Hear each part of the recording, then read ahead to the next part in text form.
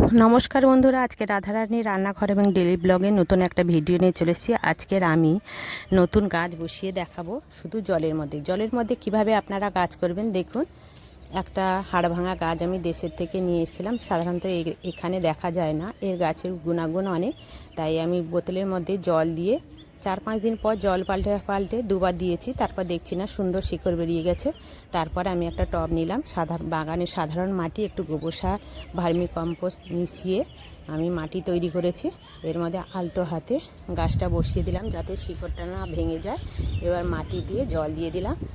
জল দিয়ে কিছুদিন রাখার পর দেখলাম যে এর থেকে গাছ বেরিয়েছে। দেখুন কত সুন্দর গাছ বেরিয়েছে, আর আগাছাগুলোও বেরিয়ে গেছে। দেখেছেন, এই যে ডালপালায় দেখেই খুবই আনন্দ লাগছে। আপনারা অতি সহজে এই গাছটা বসাতে পারবেন।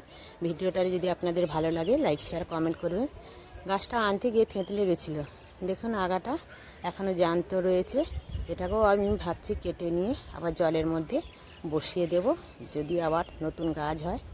হবে না কেন, নতুনভাবে বসালে অবশ্যই এই গাছটা আর একটা গাছ তৈরি করতে পারবো।